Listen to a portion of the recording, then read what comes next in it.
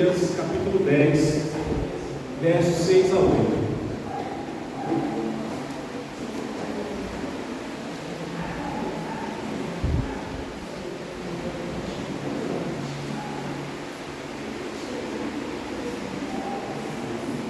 Jeremias, lá no Antigo Testamento, depois de Isaías, antes de Ezequiel. Quando você encontrar, eu peço que aqueles que puderem, queiram se colocar de pé para fazermos a leitura da palavra de Deus.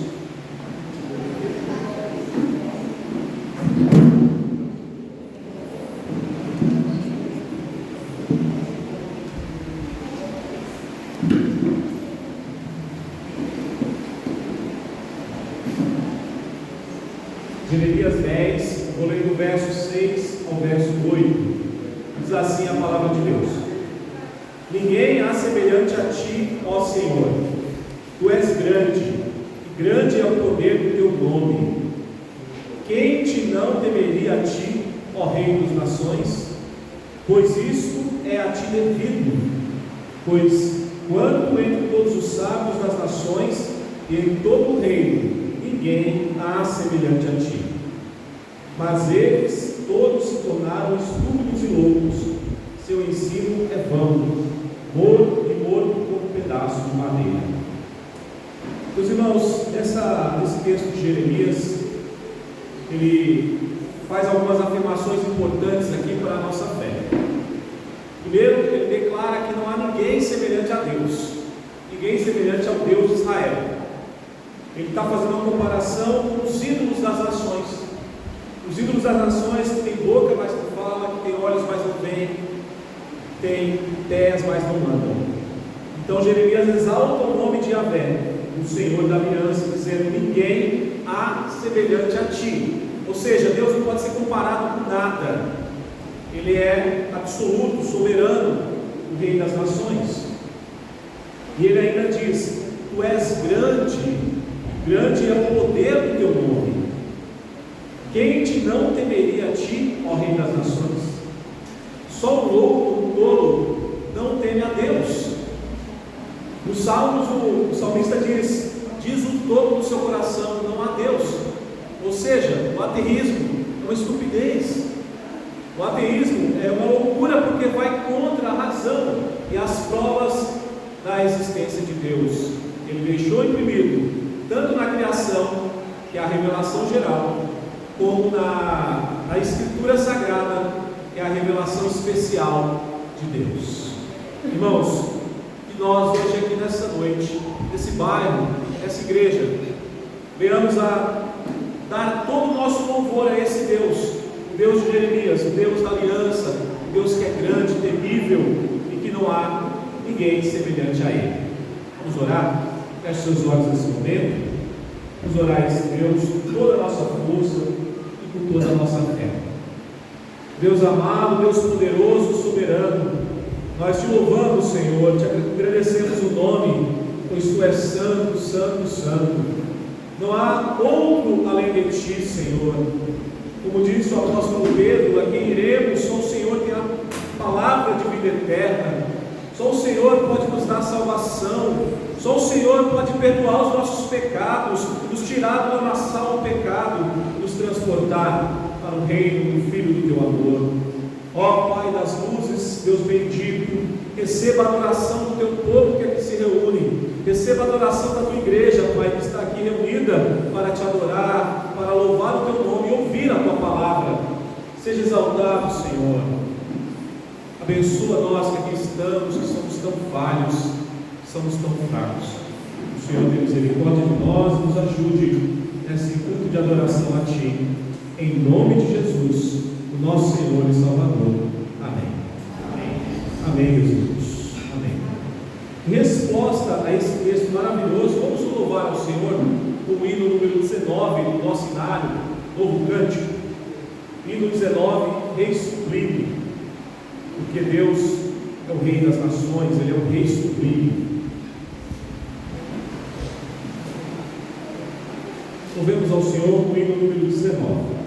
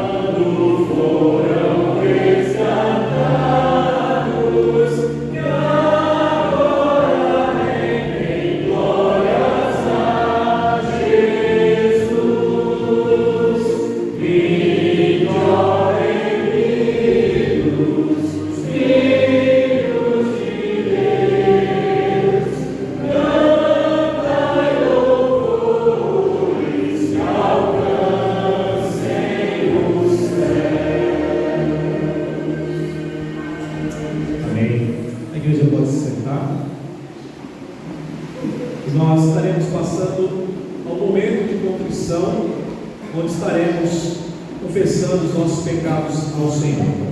Para isso, eu peço que os irmãos abram no outro profeta, agora o Daniel. Estava em Jeremias, passa Jeremias, Ezequiel, aí vem Daniel. Capítulo 9.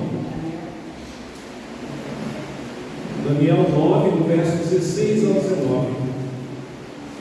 É a leitura que faremos nesse momento de contrição. Daniel, capítulo 9, do verso 16 até o 19. Vamos fazer essa leitura responsiva. Eu vou ler os versos pares e os irmãos os ímpares. Diz assim a palavra de Deus: Ó Senhor, segundo todas as tuas justiças, aparta-se a tua ira e o teu furor da tua cidade de Jerusalém, do teu santo monte, porquanto por causa dos nossos pecados e por causa das iniquidades de nossos pais, se tornaram Jerusalém e o teu povo opróbrio para todos os que estão em redor de nós. Agora, pois, ó Deus nosso, ouve a oração do teu servo e as suas súplicas, que sobre o teu santuário fazem resplandecer o rosto, por amor do Senhor. Inclina, ó Deus meu, os ouvidos e ouve. Abre os olhos e olha para a nossa desolação e para a cidade que é chamada pelo teu nome. Porque não lançamos as nossas súplicas perante a tua face, fiados em nossas justiças, mas em tuas muitas misericórdias. Ó Senhor, ouve, ó Senhor, perdoa, ó Senhor, atende e age, não te retraias, por amor de ti mesmo, ó Deus meu, porque a tua cidade e o teu povo são chamados pelo teu nome. Amém. O profeta Daniel aqui ele faz uma súplica, uma oração a Deus, pedindo perdão pelos pecados do povo, pelos pecados dos pais, pelos pecados atuais que eles cometiam contra o Senhor. Sabemos que Deus ele inclina os ouvidos para aqueles que têm arrependimento, para aqueles que buscam arrependimento, que buscam o perdão do Senhor. Deus ele ouve e ele perdoa. E nós, diferente de Daniel, nós temos um mediador entre Deus e os homens, que é Jesus Cristo, que pagou o preço na cruz do Calvário para nos trazer perdão. Então, nesse momento, irmãos, nós teremos um momento de oração silenciosa, na qual você falará com Deus, confessará ao Senhor as suas falhas, os seus erros, os seus pecados, e após alguns instantes de oração silenciosa, eu peço para que o nosso irmão Jonathan faça uma oração agradecendo ao Senhor pelo perdão dos pecados. Oremos todos em nome de Jesus.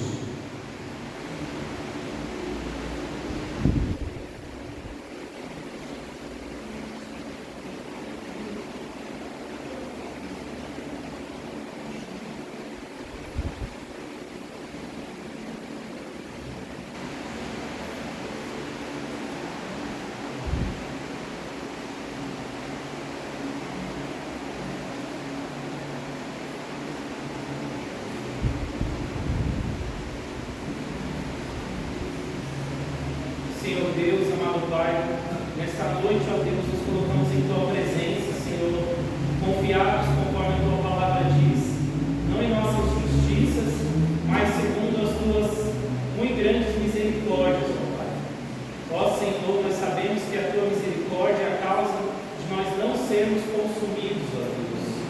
Ó Senhor, a Tua santa e paciente misericórdia é a razão pela qual Teu Filho amado Jesus Cristo veio a esse mundo, teve seu ministério terreno e padeceu naquela cruz, perdoando assim os pecados do seu povo, ó Deus.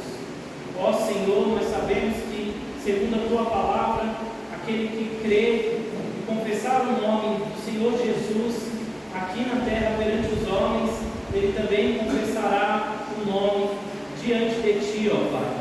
Por isso, ó Deus, nós te pedimos que a tua fé possa ser implantada em nosso coração, porque sabemos que a fé não vem de nós, mas é dom de Deus. Então, ó Senhor, nós pedimos a Ti, Senhor, que a tua fé e o teu perdão venham habitar em nosso coração, para que possamos crer, não em nossos méritos, mas nos méritos de Cristo Jesus. Ó Senhor, que essa fé venha abundar em nossa vida, e que por meio dessa fé nós venhamos a agir e ter bons frutos dignos de arrependimento. Ó Senhor, frutos dignos de arrependimento não para sermos salvos, porque a salvação vem do sacrifício de Cristo, mas sim porque a salvação já encontrou o abrigo em nosso coração. E a verdadeira salvação é estar onde Jesus Cristo estiver. Ó Senhor, nós estamos confiados na promessa que Ele fez a todos os seus discípulos e seguidores, ao qual nós fazemos parte, Senhor. Promessa essa de preparar lugar e nos levar até este lugar que Ele preparou. Ó Senhor, aguardamos a sua vinda e amamos a sua vinda. Ó Senhor, aguardamos, Senhor, a sua volta, ó Pai. E guardamos, Senhor, nosso coração para não pecar contra Ti, ó Deus. Que o Teu Santo Espírito nos ajude a cada dia andar na Tua palavra, Senhor. Porque o caminho é estreito e poucos são os que acertam com ele. E também é estreita a porta, ó Pai. Que nós venhamos nos afastar do caminho largo, da porta larga que conduz à perdição. E venhamos acertar com a porta estreita e com o caminho estreito, que é Cristo Jesus, que disse que é o caminho, a verdade e a vida. Que venhamos a viver nele, Senhor, a andar nele, a confiar somente nele, Senhor. E assim fazer jus ao perdão de pecados que o Senhor nos concede, ó Pai. Que não venhamos, Senhor, como cão, a ser como cão, ó Pai, que vomita e volta ao seu vômito, ou como a porca, Senhor, que é lavada e depois volta à imundícia, Senhor. Mas que venhamos a ser como ovelhas, Senhor, que são conduzidas pelo pastor supremo, que é Cristo Jesus. Que venhamos a ser ovelhas do Teu pasto, Senhor. Que venhamos a viver uma vida digna diante de Ti, ó Pai, digna do perdão dos pecados que o Senhor nos concede. Esta é a nossa petição, Senhor, esta é a nossa oração, no nome de Jesus, amém. Amém.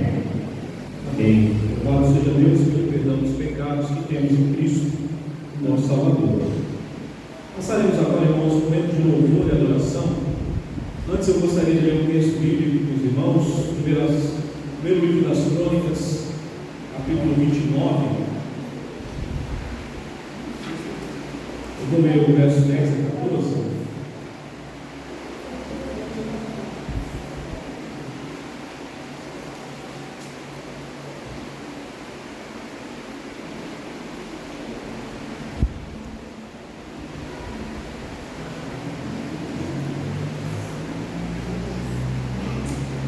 Diz assim a palavra de Deus. O primeiro livro das Crônicas, 29, do 10 a 14, diz assim: pelo que Davi louvou ao Senhor perante a congregação toda e disse: bendito és tu, Senhor, Deus de Israel, nosso Pai, de eternidade em eternidade. Teu Senhor é o poder, a grandeza, a honra, a vitória e a majestade. Porque teu é tudo quanto há nos céus e na terra. Teu Senhor é o reino, e tu te exaltaste por chefe sobre todos. Riquezas e glória vêm de ti, tu dominas sobre tudo, a tua mão, a força e o poder. Contigo está o engrandecer e a tudo dar força. Agora, pois, ó Deus, graças te damos e louvamos o teu glorioso nome.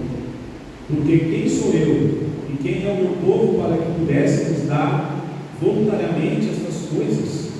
Porque tudo vem de ti, das tuas mãos o damos.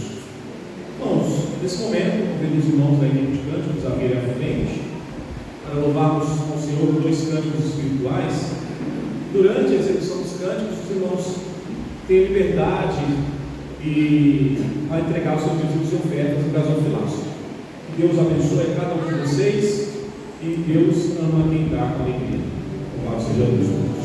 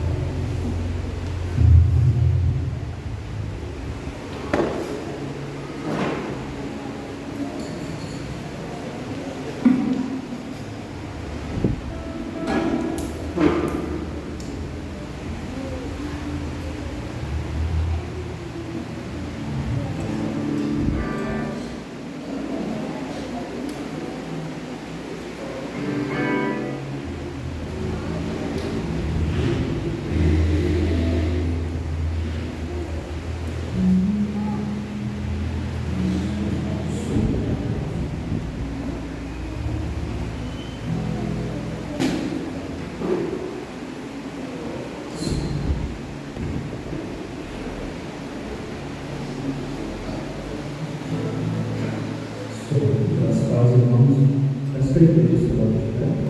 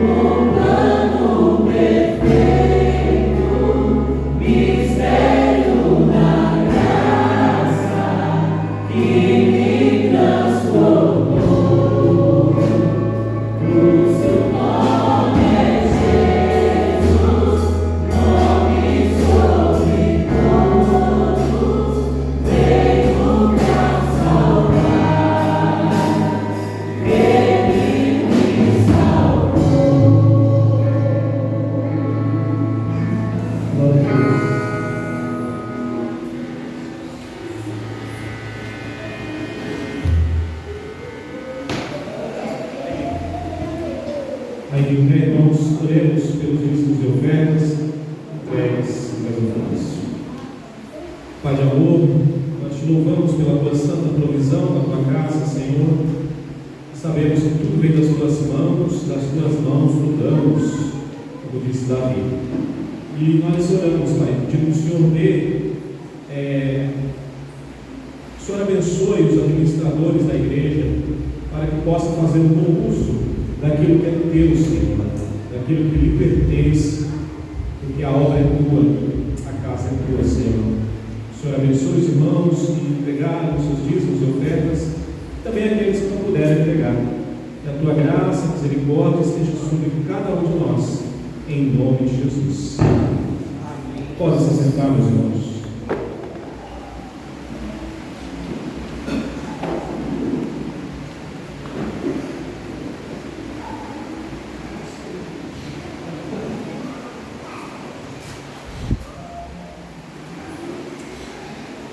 Muito bem, passaremos agora ao momento da exposição da palavra, a pregação do Evangelho.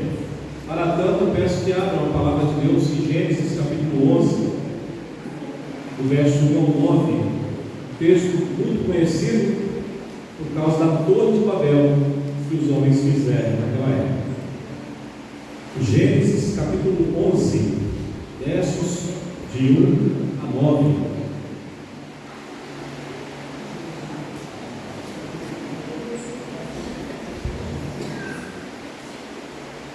Todos encontraram? Eu farei a leitura, eu peço que os irmãos acompanhem com muita reverência e fé a palavra de Deus, que nos diz assim: Ora, em toda a terra havia apenas uma linguagem e uma só maneira de falar. Sucedeu que, partindo eles do Oriente, deram uma planície na terra de Sinar, e habitaram ali. E disseram uns aos outros: Vinde, façamos tijolos, queimemos-os bem. Os tijolos serviram-lhes de pedra, e o betume de argamassa. Disseram: Vinde, edifiquemos para nós uma cidade, uma torre, cujo topo chegue até os céus, e tornemos célebre o nosso nome, para que não sejamos espalhados por toda a terra. Então desceu o Senhor para ver a cidade e a torre que os filhos dos homens edificavam. E o Senhor disse: Eis que o povo é um, e todos têm a mesma linguagem. Isto é apenas o começo. Agora não haverá restrição para tudo que entendam fazer. Vinde, desçamos e confundamos ali a sua linguagem, para que um não entenda a linguagem de outro. Destarde o Senhor os dispersou dali pela superfície da terra, e cessaram de edificar a cidade. Chamou-se por isso o nome de Babel, porque ali confundiu o Senhor a linguagem de toda a terra, e dali o Senhor os dispersou por toda a superfície da terra. Até aqui, irmãos, a palavra de Deus. Passamos agora mais uma oração pedindo a iluminação do Espírito Santo sobre nós. Eu peço que nossa irmã Raimundo fazer essa oração, em nome de Jesus.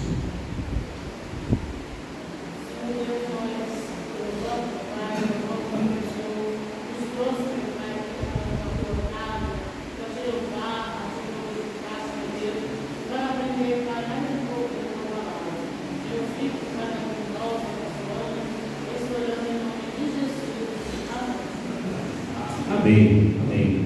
Que Deus fale conosco através da sua bendita palavra. Irmãos, para nós entendermos essa palavra ou essa passagem, nós temos a necessidade de entendermos um pouco o ambiente, a situação original daquele período. O verso 1 diz que em toda a terra havia apenas uma linguagem. Os homens falavam apenas um idioma, e nós nem sabemos qual que era. E parece que havia uma única língua depois do dilúvio. O dilúvio, ele foi o juízo de Deus que exterminou a raça humana, salvando apenas Noé e sua família. Então é óbvio que existia apenas uma língua depois do dilúvio. O texto que nós lemos aqui é justamente após o dilúvio.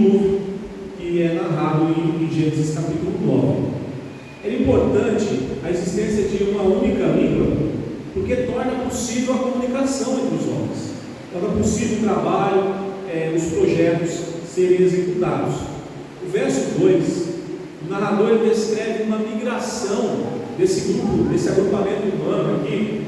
Diz assim: sucedeu que, partindo eles do Oriente, deram com uma planície na terra de Siná, e ali habitaram. Então mostra que uma migração desses homens do Oriente até a terra de Siná, e segundo os estudiosos seria a Suméria, a antiga Suméria, ali que mais tarde se chamou Babilônia. Isso demonstra, irmãos, que o povo estava cada vez mais longe do Éden. Essa migração, eles estão se afastando do projeto original de Deus, que era o Jardim do Éden, cada vez mais longe da bênção de Deus. Se você voltar um pouco suas páginas da Bíblia, ver no capítulo 3 de Gênesis, volta aí, capítulo 3, veja o verso 24. É interessante nós entendermos essa situação. Gênesis 3, verso 24 diz assim: e expulso o homem, colocou querubins ao oriente do jardim do Éden. Olha a palavra oriente aqui. Colocou querubins ao oriente do jardim do Éden, e o refugiu de uma espada que se revolvia para guardar o caminho da árvore da vida. E quando nós vamos lá no texto do capítulo 11, diz que eles saíram do Oriente e foram para a terra de Siná. Eles estão se afastando cada vez mais de Deus, do jardim, da bênção do Senhor. E diante disso, nós notamos que este grupo, de humanos, eles se propõem a fazerem ações contrárias à ordem de Deus. É um grupo rebelde. Mas como? Não está escrito aqui que eles eram rebeldes, só fala que Deus frustrou os planos deles. Mas Deus tem um objetivo, gente. Deus tem um motivo de frustrar o plano desses homens. Eles eram rebeldes à sua palavra. E o Criador, ele tinha dado uma ordem muito clara para Adão, depois para Noé e seus filhos também. Então, nós vamos entender melhor essa constante rebelião que os homens se propõem contra Deus. Por isso, eu convido vocês a pensarem o seguinte tema: Deus contraria os esforços humanos de levantar o seu próprio reino. Deus tem um reino. O homem, ele quer rivalizar com Deus com seus próprios reinos, mas Deus, ele frustra esses planos. A gente vai ver isso através dessa passagem. Então, a primeira coisa que nós temos no verso 3 e 4 é as ações dos homens. O que eles fizeram? Quais foram suas ações? E essas ações nós vamos ver que ela foi marcada por algumas características aqui. A primeira característica da ação dos homens é que ela é marcada pela desobediência aberta à ordem de Deus. O verso 3 diz, o capítulo 11, o verso 3 diz assim: disseram uns aos outros: vinde, façamos tijolos e queimemos-nos bem. Os tijolos vão servir de pedra e o betume de argamassa. E disseram: vinde, edifiquemos para nós uma cidade de uma torre cujo topo chega até os céus, e tornemos célebre o nosso nome, para que não sejamos espalhados por toda a terra. Então, nesses versos 3, vemos que os homens usaram a sua inteligência, a sua criatividade, para desenvolverem tijolos, tijolos queimados em olaria. Isso aqui já é um avanço da civilização antiga, quando os homens eles começam a usar uma nova técnica de construção, porque antes eles faziam com pedras mesmo, e agora não, eles estão construindo seus próprios tijolos. O verso 4 explica o plano deles: edifiquemos uma cidade e uma torre que chega até os céus, e aí nós seremos famosos, teremos nosso nome célebre, como ele diz aqui. E essa ideia, meus irmãos, é pecaminosa. Por quê?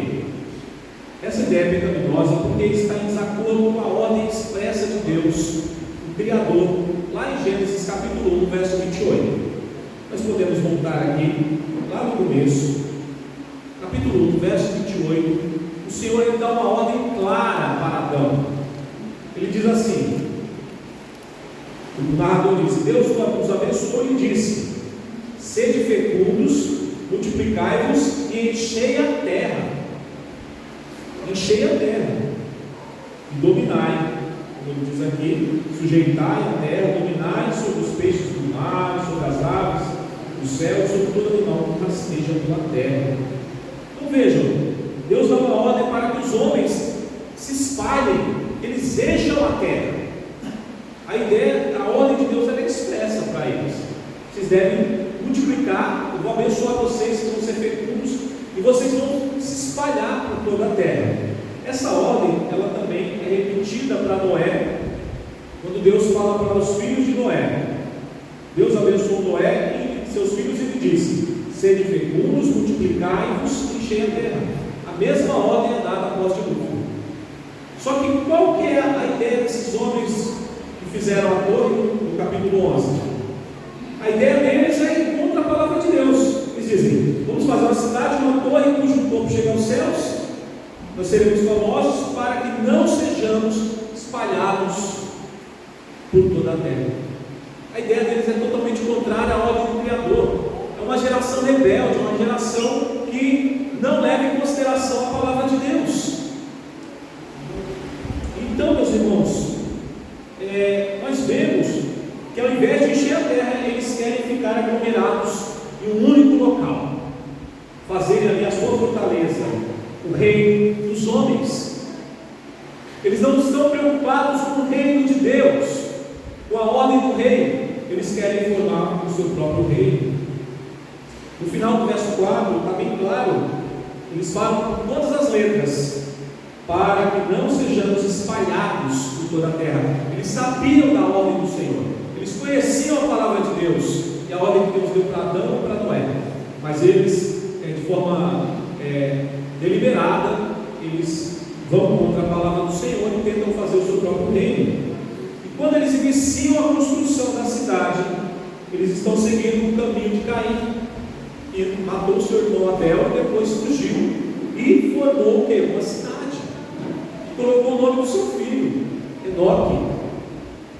Então a semente da serpente, a semente maldita, está presente na vida desses homens, os construtores de Babel. Então, meus amados, eles também desejavam edificar uma torre muito alta. E aí, quando você vê por que eles queriam uma torre alta, segundo a arqueologia e os estudos, essas torres altas seriam zigurates, que eram construções antigas em forma de pirâmide, que os pagãos faziam com escadarias gigantescas, para que os deuses descessem sobre eles. Então, a ideia é essa, um grande zigurate, essa torre de Babel. E a ideia de ela ser alta tem um objetivo: ela deveria ser visível para todos que por acaso saíssem da cidade, pudessem identificar a torre por ela ser tão alta e voltassem para o mesmo lugar, como ele diz aqui, para que não sejamos espalhados por toda a terra. Então a torre alta que chegasse aos céus tem esse objetivo, que seja visível a uma grande distância, de maneira que os viajantes pudessem achar o caminho de volta para a cidade. Nós vemos também a ação dos homens marcada por uma arrogante competição com Deus.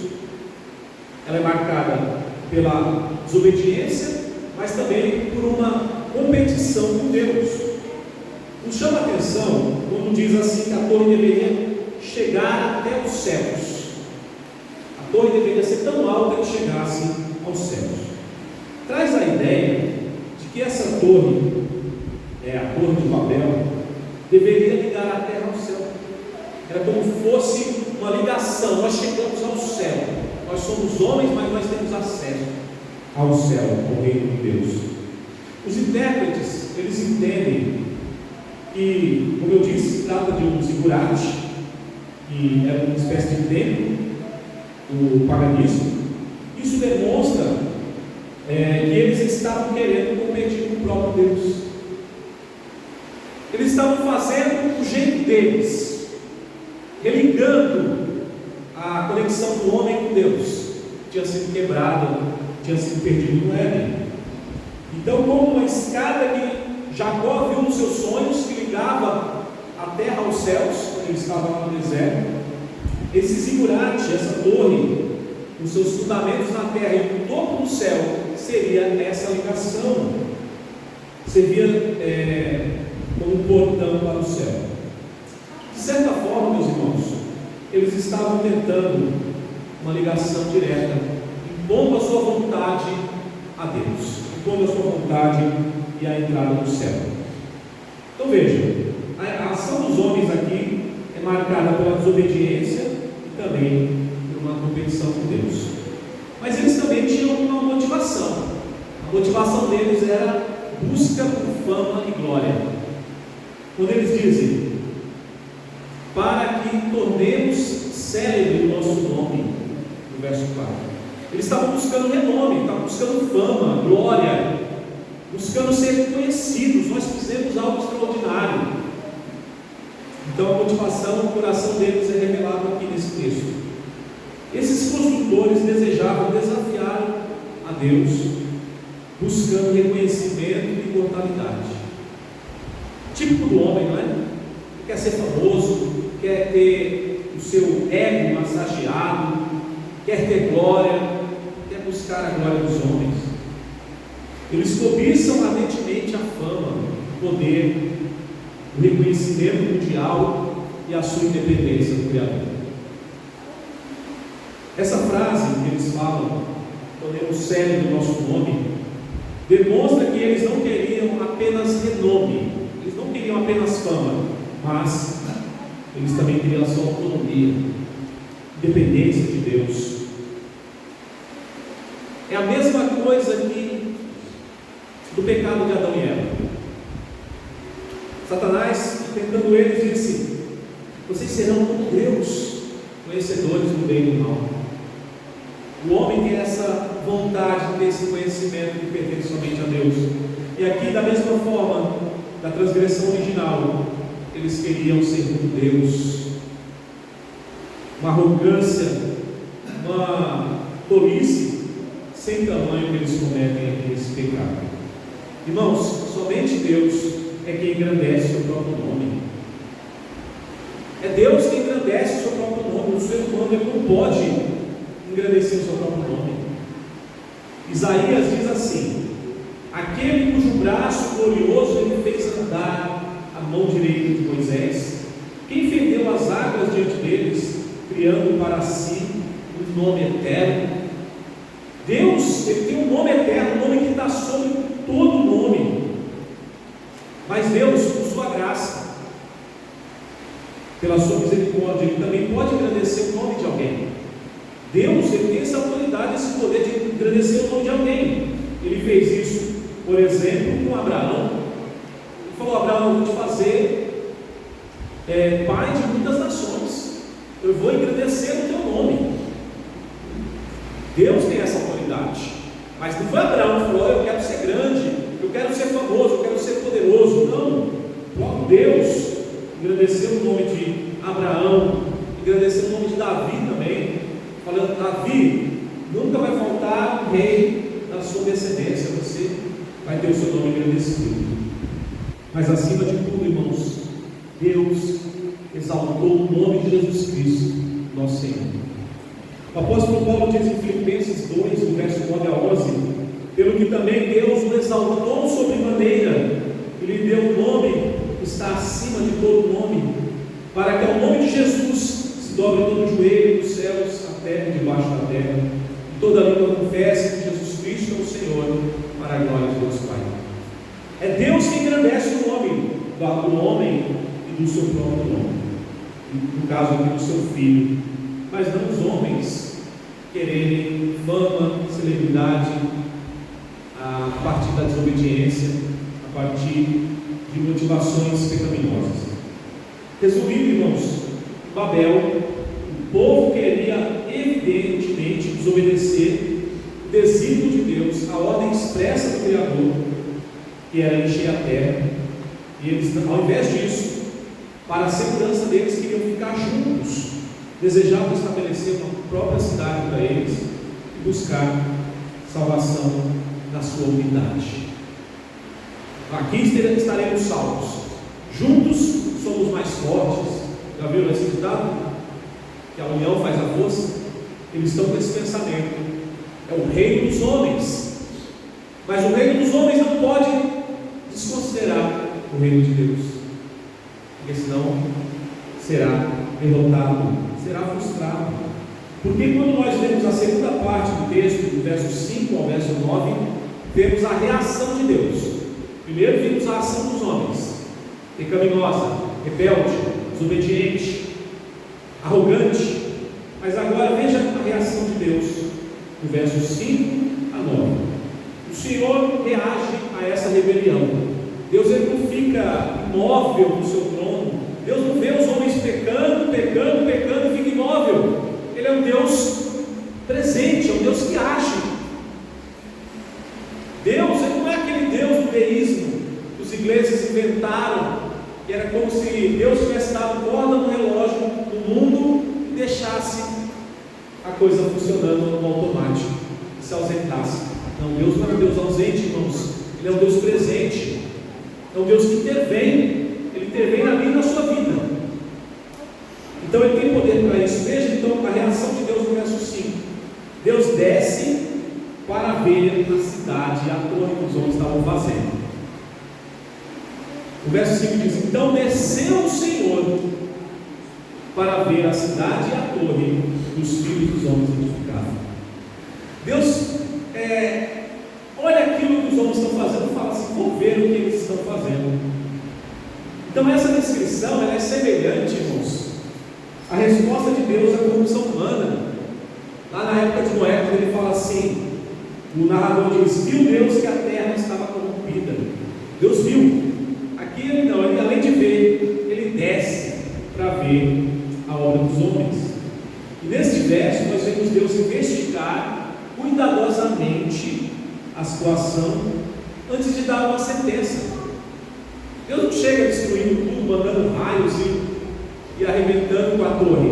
Não, ele primeiro averigua, ele analisa a obra que os homens estão fazendo. No verso 6, diz que a primeira preocupação de Deus é que o povo agora é um e tem a mesma linguagem.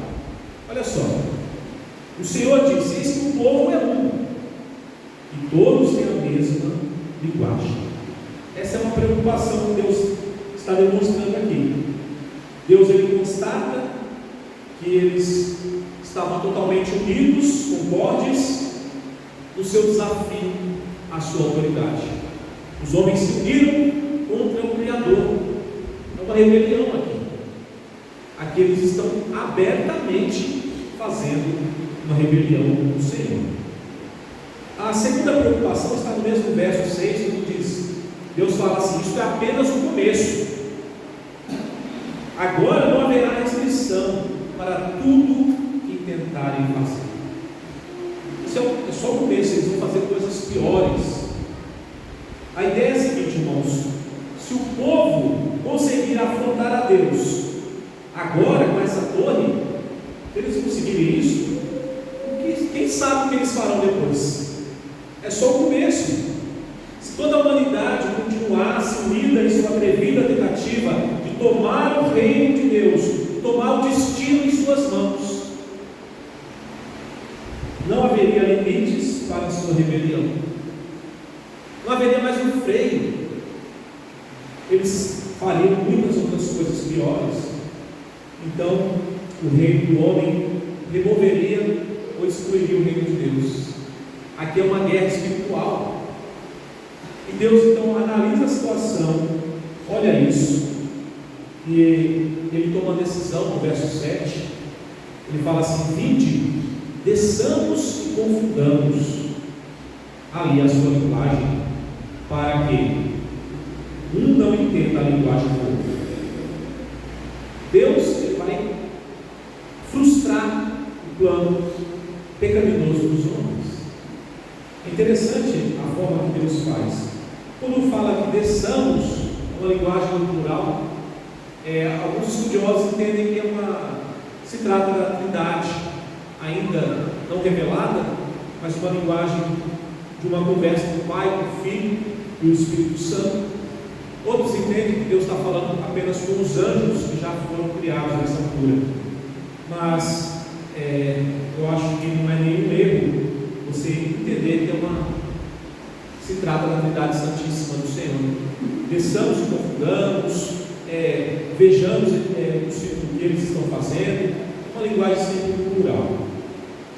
Deus, então, irmãos, neutraliza a ação humana e a ameaça do reino dos homens, confundindo a linguagem deles. Deus cria novas línguas ali, que cada um começa a falar em um idioma e ninguém mais se entende. A comunicação é fundamental para que haja uma harmonia no reino dos homens. E aí Deus frustra justamente nisso, confundindo-lhes a língua. O Senhor despedaçou a unidade e a cooperação deles. Acabou. O reino dos homens estava ruindo. E esse juízo de Deus demonstra a fidelidade do Senhor em seus planos, prova que os homens não podem frustrar os desígnios de Deus. Deus falou para povoarem a terra, eles povoariam a terra por bem ou por mal. Eles não têm poder nem força para ir contra o Senhor, gente. Deus é Deus, Ele é o Todo-Poderoso. Jonas tentou fugir da ordem de Deus. Deus falou para ele para um lado, para Nínive, e ele foi para Tarsis. Mas de alguma forma ele fez aquilo que era a vontade de Deus. A vontade de Deus é um mistério muitas vezes para nós. Devemos ter um coração sensível à vontade revelada do Senhor. O que você deve fazer? Qual decisão tomar? A palavra de Deus nos dá uma orientação, ela é clara. Quando ela é clara, não tem nem conversa, nem discussão. Obedeça a palavra. Mas muitas vezes a vontade do Senhor não foi revelada. E quando ela não é revelada, devemos orar e buscar a direção do Espírito Santo na nossa vida. E no verso 8, gente, vemos então a consequência da confusão que Deus causou ali na linguagem humana. O verso 8 diz: destarte o Senhor os dispersou dali pela superfície da terra e cessaram de edificar a cidade. Eles tentaram desobedecer à vontade de Deus para ficarem no mesmo lugar, aglomerados, unidos, fortalecidos. Mas apesar da desobediência deles, o Senhor realiza a sua vontade. O resultado foi justamente aquilo que eles teriam. Eles foram espalhados. Eles não queriam, para que não sejamos espalhados pela terra. Aí o Senhor frustra o plano deles e eles são espalhados, dispersos por toda a terra. Em vez de conseguirem relevância, fama e poder no seu nome, eles conseguiram isolamento e dispersão. Essa é a consequência do pecado. O soberano Deus cumpre os seus propósitos a despeito da rebelião humana. Os homens podem blasfemar contra o Senhor, pode se levantar político, famoso, artista contra Deus. Não vai prevalecer. Não vai prevalecer. Jesus disse: eu edificarei a minha igreja e as portas do inferno não prevalecerão contra ela. O reino de Deus, ele é eterno. O reino de Deus, ele é eterno, ele é indestrutível. É lógico que o pecado de uma sociedade pecaminosa pode causar estragos na igreja, pode causar problemas, trazer tribulação, trazer dificuldade. Mas qual a novidade? Não foi assim no primeiro século?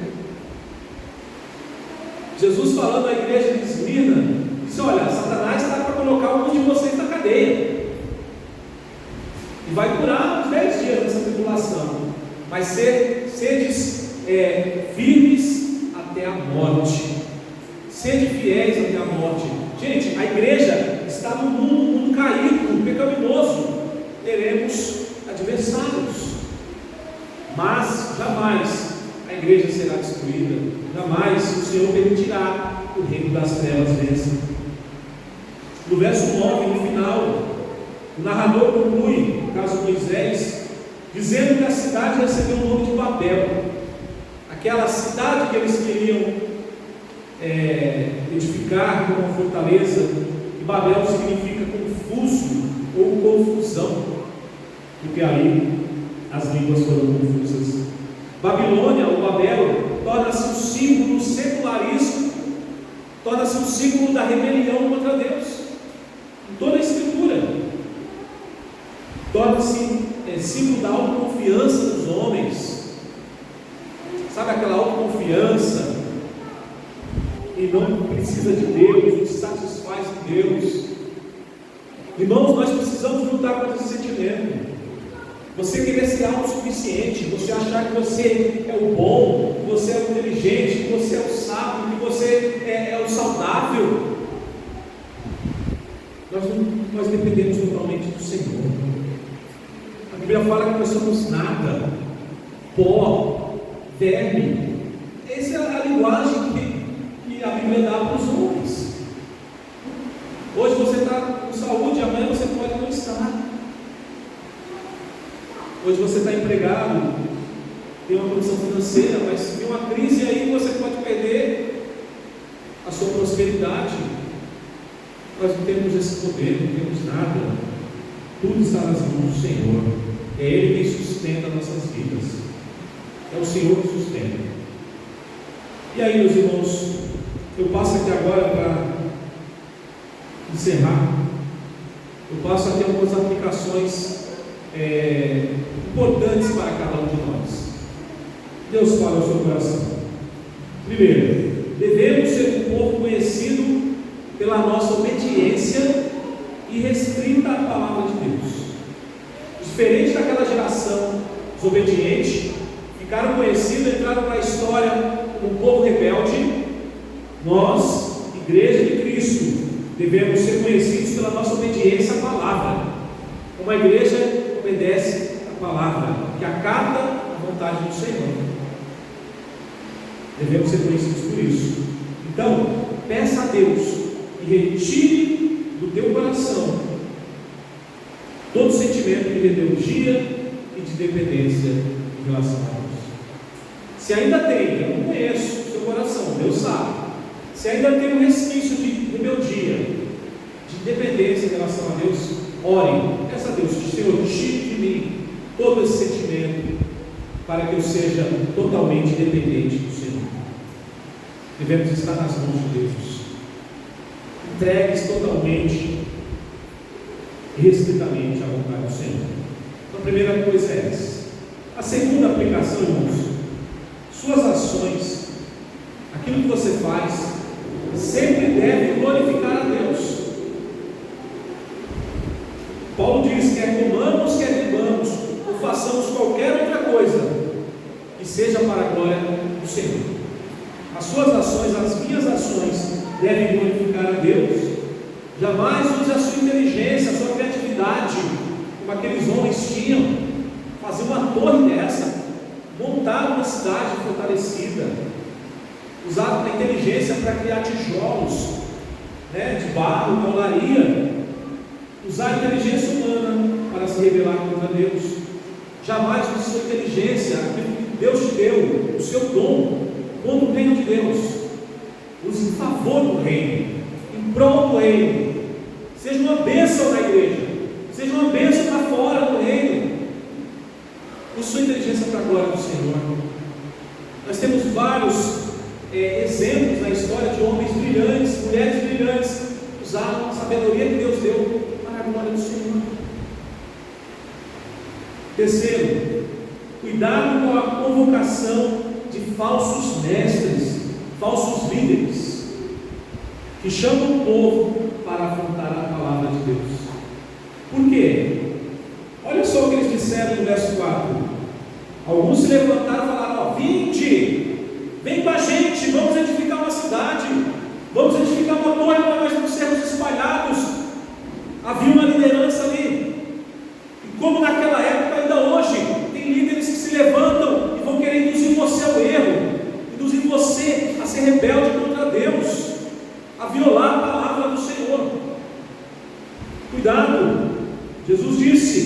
Os falsos líderes surgirão no meio do povo, transvestidos de ovelhas, mas por dentro são lobos devoradores.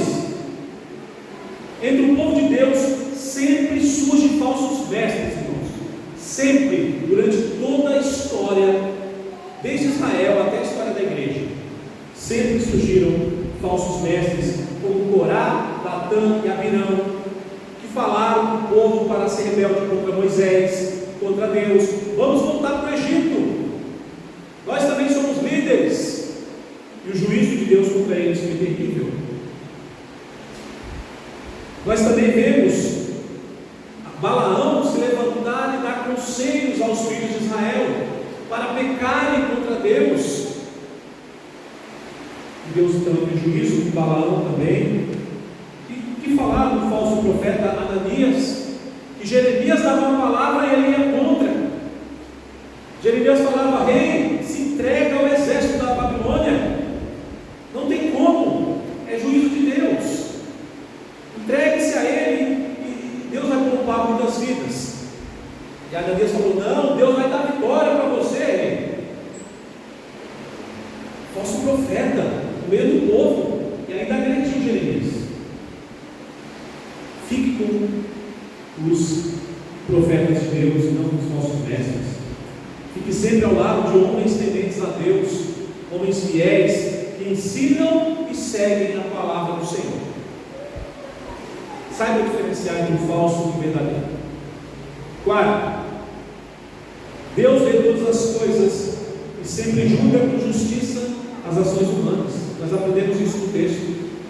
Nada escapa do olhar de Deus, nem as intenções do coração. Deus vê tudo.